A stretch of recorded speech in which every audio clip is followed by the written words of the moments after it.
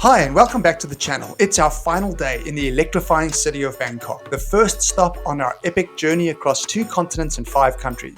Today, we're diving deep into the heart of the city to explore 2 of Thailand's most stunning and iconic landmarks, Wat Pho and Wat Arun. And of course, no Bangkok trip is complete without a stroll down the infamous Khao San Road.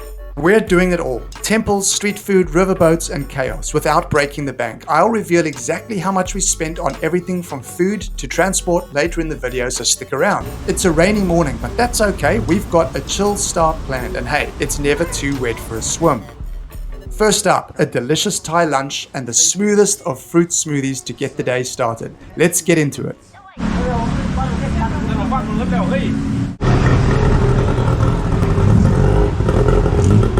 So we're here at Bangkok's famous Khao San Road. What's been really surprising to me, we are here in the middle of the day. It's just before 2 o'clock. I guess it is the heat of the day, but actually it's super quiet here. There's not nearly as many foreigners, Westerners as you'd expect to see. You've got a lot of types of pubs and so on that you expect to see for European tourists. Not really our scene, but some people like that. But yeah, it's actually surprisingly quiet. Very few touts. The last time I was here was 20 years ago, and it really feels a lot safer than it was at that time. It's a lot cleaner. There's no sign of a police presence or anything like that, which I thought you might have in a tourist area, but it seems to me that the tourist area has expanded a lot more into other parts of the city. I guess the city's been growing up over this time, and so there are still lots of pubs around here, lots of tailors where you can get your suits made,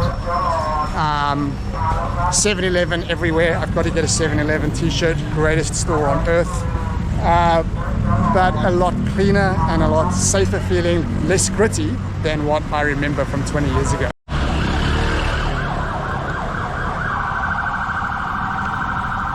So again, we're finding that your tuk-tuk drivers are really charging a lot of money here. That seems to be the recurring theme that I've talked about many times. Sort of 200 baht. The guy just wanted us to pay now to get to Wat Pho, the Reclining Buddha temple, which is only about 2 kilometers, or less than 2 kilometers away, 20-minute walk. So we might end up walking. Remember, our channel is not backpacking, but it's traveling at reasonable cost. We don't want to spend $13 on a tuk-tuk for a drive that's not going to take us very long. Wow, just come through. Yeah, just toot and you can come through. Almost wiped us out. Wouldn't be the first one trying to do that since we've been here. Yeah, we'll see what they want to offer. We'll try these tuk-tuks here. See if their prices are better than at the bottom of Khao San Road. Hello? How much to go to Wat Pho?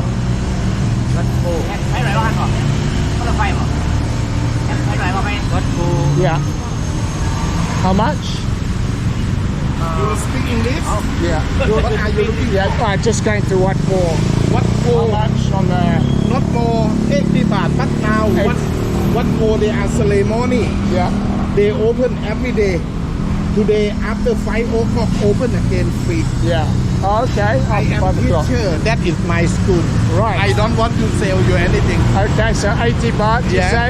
Where you from? New Zealand. Big Bird, Kiwi. Kiwi. That's right. That's How right. long in my country now? Just 4 days. You are welcome. What do you want to know about my country? Free information. Wow. We find people here are very friendly, very welcoming. Now you take your family, go to the river. Yes, we will. You don't take picture me a lot. Thai we are problem. You know? Okay. Hello? Hello? Hello. Today you go to Wat Pho. On the way you go to the river. The river. Yes. Oh, yeah. Okay, so we've jumped in another tuk-tuk here. We chatted to a guy on the side of the street. He seemed very friendly, and he said that the palace we want to go to, Wat Pho, or temple at least, is not open until 5 o'clock. Now I know there's a lot of scammers who try to say things like that as well. So we're just going to see how we go, and hopefully it'll be okay. And we'll be open, it might be closed, we'll see.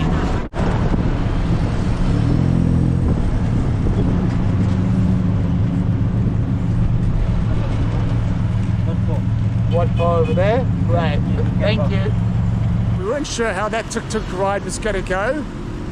It was crazy fast, but he was also telling us that Wat Pho is closed. It may be. We'll find out in a minute, but it may also be what people like to do here, and then they try to take you on a river cruise or somewhere else. Okay, so tickets are 300 baht each.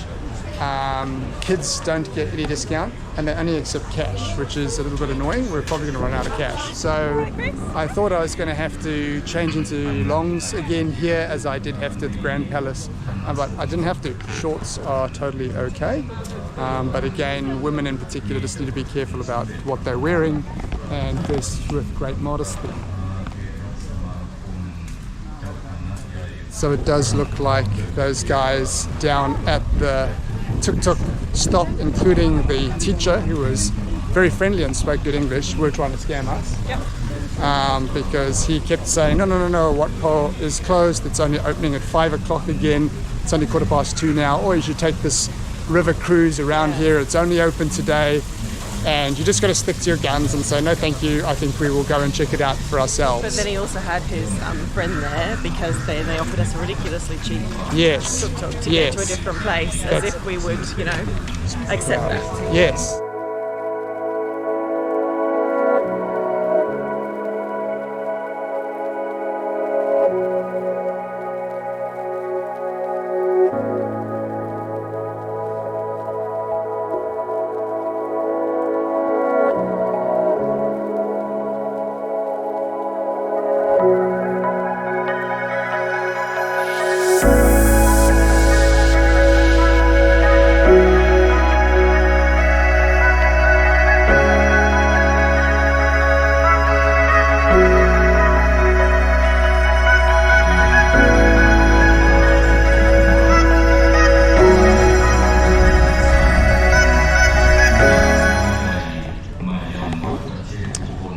So you will hear the constant talking in the background. That's presumably some sort of religious message that's being piped through speakers throughout the property. Obviously, I have no idea what they're saying. In some ways, when you're paying the 900 baht for the three of you to get in here, you'd just like to enjoy the tranquility, I suppose. But we are coming into somebody else's place, so.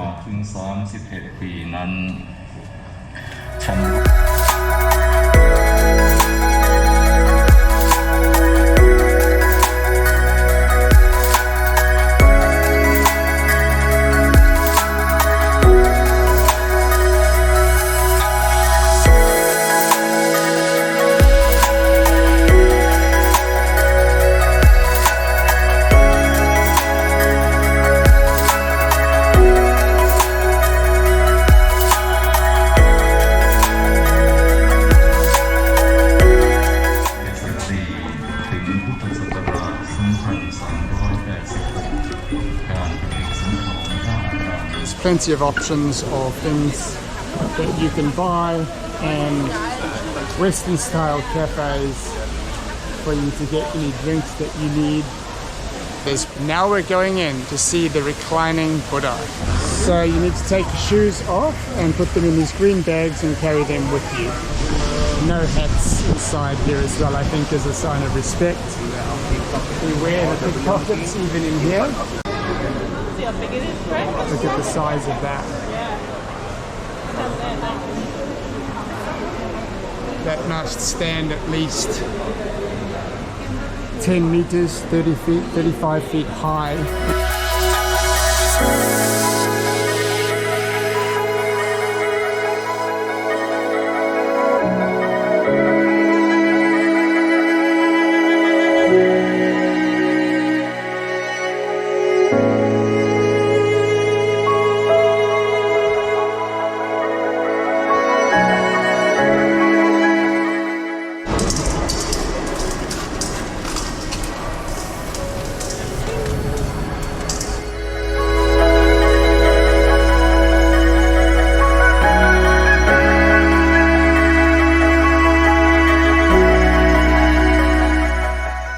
So I think what you don't appreciate before you arrive at Wat Pho is just how massive this complex is. There's an endless number of courtyards here. Most people come, of course, to see the bronze reclining Buddha, but there's just so much here. There's so many different courtyards, so many different sub-temples or different buildings in here that you can explore. You could easily spend an hour and a half to 2 hours here.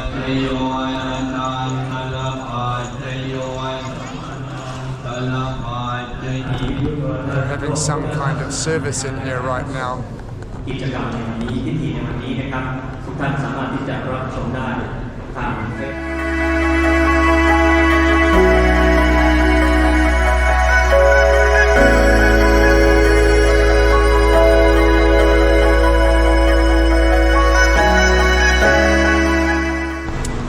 Okay, so we have finished up at Wat Pho.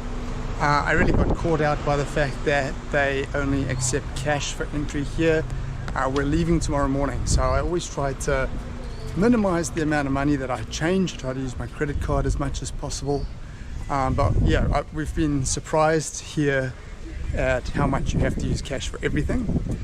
So now we're going to go and find a money changer or a bank again to try and change a little bit more money. It's going to cost us about 400 baht to take a tuk-tuk to the train station tomorrow morning and then to get our train to the airport. And I think we're going to run short, so we're going to have to get some more now. So I'm not sure if you can see, but there's Wat Arun in the background there. That's where we will be going later today. It's so hard to describe the scale of it. Like, it's massive. Yeah, it is massive, you're right. So we stood in the bank for about 10-15 minutes trying to get some money changed. We couldn't. That just took forever. Don't know what the story was. No one came to serve us.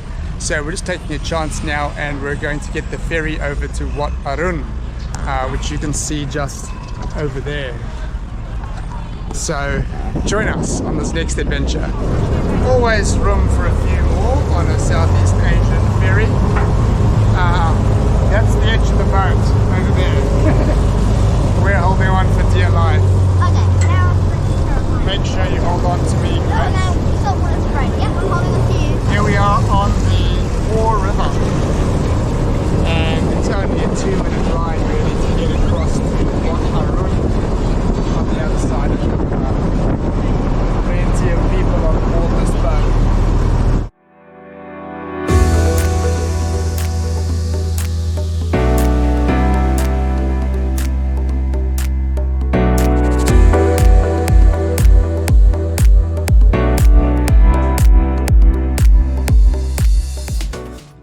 Okay, so this is my first big seeming stuff up of the trip, although I will claim innocence. We have arrived at Wat Arun and the entry fee is 200 baht. I thought it was 100, and we just don't have enough cash. And I don't think there's anywhere here where we can change money, but I'll have a look and see if there is.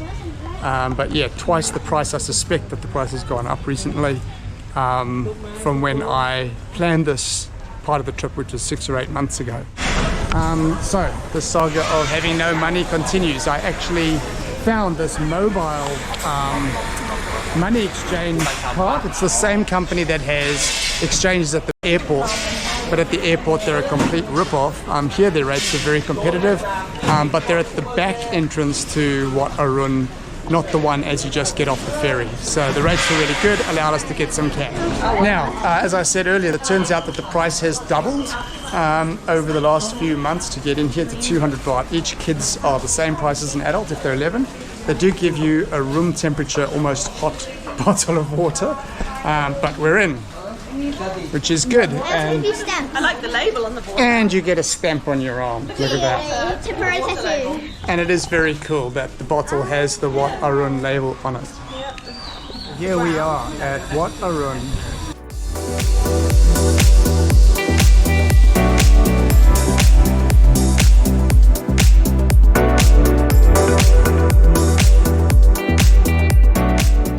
It is really beautiful here, despite the giant pain that it's been to actually get inside.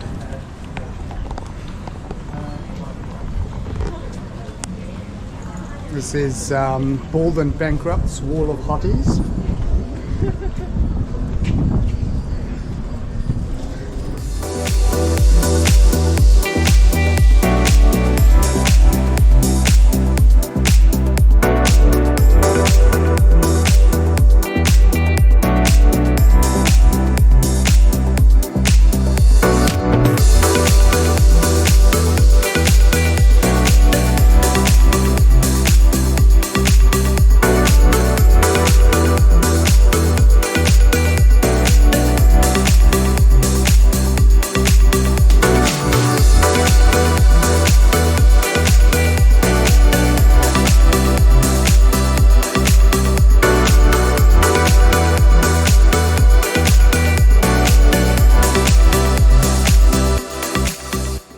So there's plenty of places inside here as well where you can get souvenirs. Haven't checked what their prices are like compared to Chatuchak. We'll see in a minute. We happen to be here at the time of the Miss Universe competition, and some of the finalists are sitting right over here. We've got Miss India, we've seen Miss Finland. Amazing. There's Miss New Zealand even in the competition.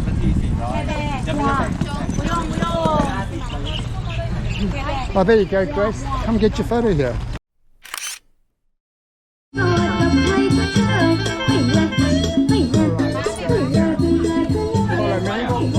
I've got it here.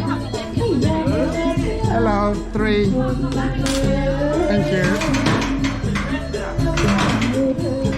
Alright, so we are back onto the ferry.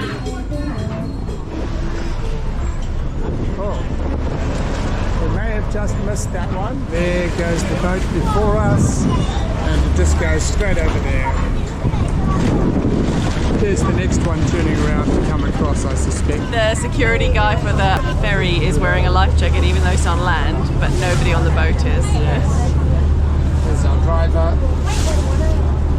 And we're heading back straight across the river to the other side. Lots of little long-tail boats ploughing the river.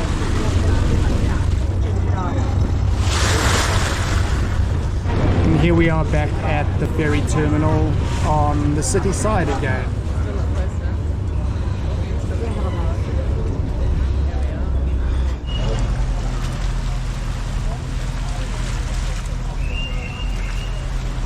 Thailand is still a developing country.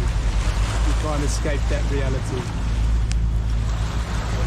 So this one again, this was outside Wat Pho. There's dozens of them lined up. You'd think that there would be enough competition that they'd all be vying for business, but they are quite happy to just say 250 baht or whatever.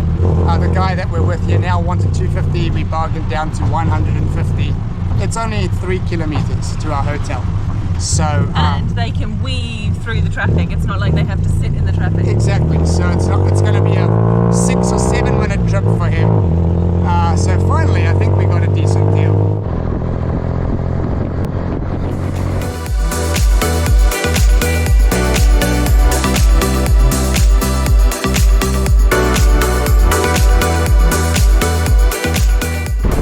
Look at all these tuk-tuks sitting empty.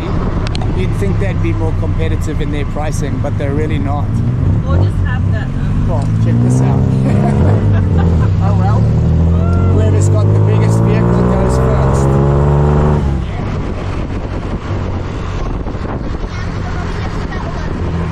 Well, that's the least of your concerns, Grace. Well, when we die in a fiery crash, you'll have a bird's eye view.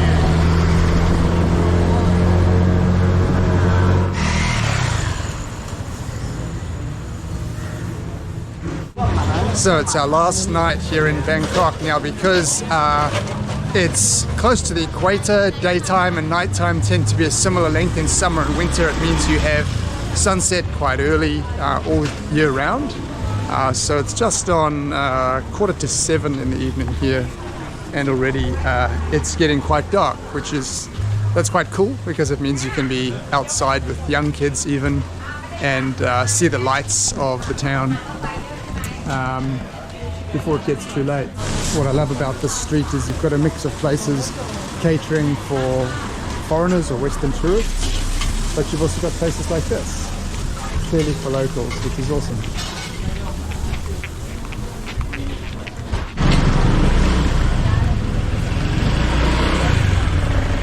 Sights and sounds of Bangkok.